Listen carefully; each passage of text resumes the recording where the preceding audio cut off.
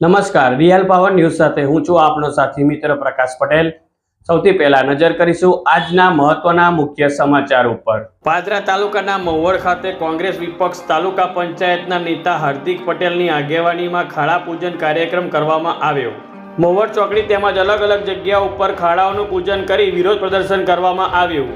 સાથે સાથે આરએમબી વિભાગ અને ભાજપ સરકાર પર ગંભીર આક્ષેપો કરી ભ્રષ્ટાચારના આક્ષેપો પણ કરવામાં આવ્યા।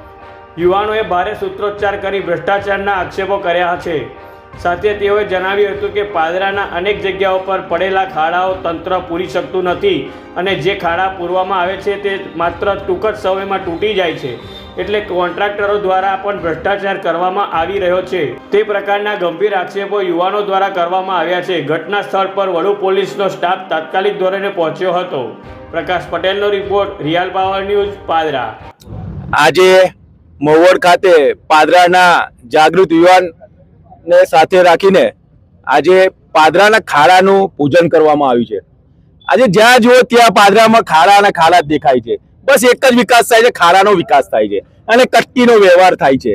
જ્યાં ખાડા પડે છે ત્યારે કોન્ટ્રાક્ટર રેડી થઈને એ રોડ બનાવે છે અને 2-4 મહિનામાં પાછો તૂટી જાય છે અને અધિકારીઓ કમાય છે, નેતાઓ કમાય છે।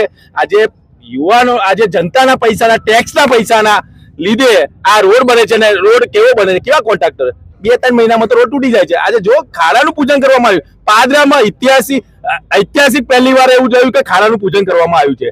આજે ઇન્ડસ્ટ્રીયલ છે, આટલો મોટો ઝોન છે, લોકોને રોજીરોટી માટે વલખા મારવા પડે છે। જો આ રોડ બ્રિજ તૂટી ગયો છે, કોઈ વૈકલ્પિક એ નથી રસ્તો બનાવ્યો। દ્વારા ક્યાં આંદોલન કરવામાં આવશે? શું કહો છો? કોના દ્વારા કેવી રીતે ક્યાં આંદોલન કરવામાં આ પહેલા અમે ઈસીપીએલ કેનલે કર્યું છે। આ ફરી આ મુવેડ રણુ જતા વચ્ચે ખાડા જે બહુ મોટા ખાડા પડે ત્યાં આગળ અમે આંદોલન કરીએ। પાદરાના યુવાન, જાગૃત યુવાન ને સાથે રાખીને આ આંદોલન કરવામાં આવ્યું છે। આજે મહુવડ ચોકડી ખાતે સૌ યુવાન સાથેના સહકારથી આજે ખાડા પૂજનનું આયોજન કરવામાં આવ્યું હતું। ભ્રષ્ટ અધિકારીઓ, ભ્રષ્ટ નેતાઓના પાપે જ્યારે રોડ બને છે ત્યારે બિસ્માર હાલત થઈ જાય છે, ત્યાં સુધી આજ દિન સુધી રિપેરિંગ કામ કરવામાં આવતું નથી।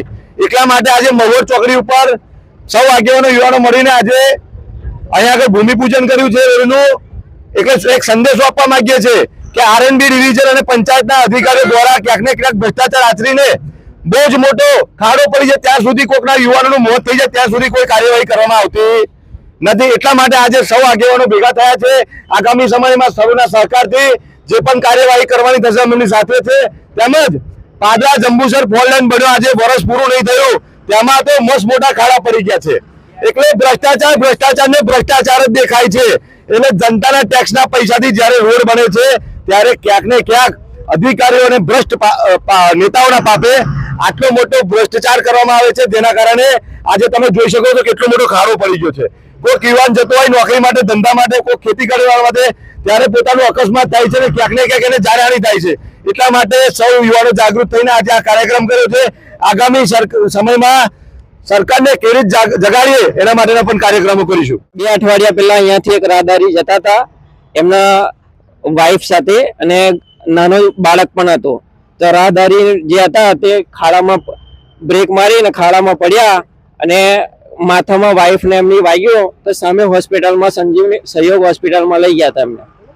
એક જ ચાલે, ખાડા ચાલ્યા, રાજકારણ કેવું ચાલે છે કંઈ ખબર નથી। ખાડા પૂરો અને રોડ રસ્તા સારા બનાવો, પછી હેલ્મેટની વાતો કરો।